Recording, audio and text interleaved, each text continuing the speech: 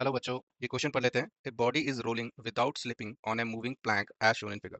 Relation of v and v one is, ये diagram हमें observe करना है। ऑप्शंस हैं v minus v is equal to r omega, v plus v one plus v is equal to r omega, v one plus v is equal to minus r omega और none of the. हमारा यहाँ की concept हो जाएगा pure rolling motion का, without slip. जब role करती है बॉडी, उस मोशन का हमें कॉन्सेप्ट पता होना चाहिए।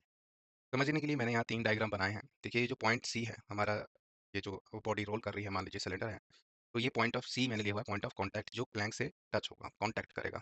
अब हमने जो पहले केस में लेना है, ये समझना है कि मान लीजिए कुछ भी फ्रिक्शन ना होता तो ये स्किड करता जाता, तो हमारे पॉइंट सी की जो वेलोसिटी होती वो क्या होती, वेलोसिटी ऑफ सी क्या हो जाती, that will be equal two point सी की वेलोसिटी जितनी वी वन की है, जितना स्पीड से सेंटर ऑफ मास जा रहा है, सी ने भी उसी से जाना था क्योंकि रोटेशन नहीं है।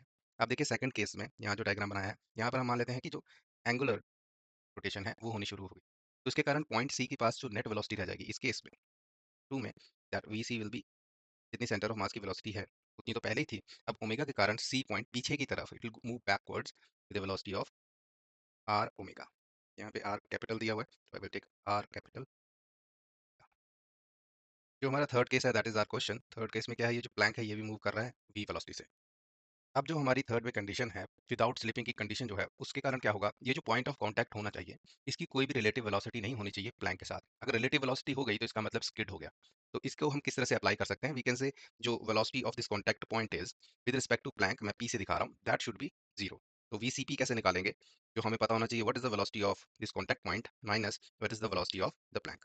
तो that has to be equal to zero, क्योंकि हमारा जो कंडीशन है दैट इज विदाउट स्लिपिंग, तो दिस मस्ट बी ट्रू। तो आप बस यहाँ पे वैल्यू डालनी है।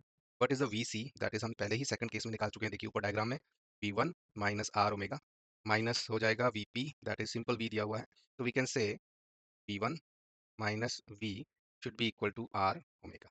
So this is the condition which we can draw in the case of without slipping case. तो ये हमें ऑप्शन दे दी गई है, वेरी फर्स्ट ऑप्शन ए, तो this is the right answer. Thank you.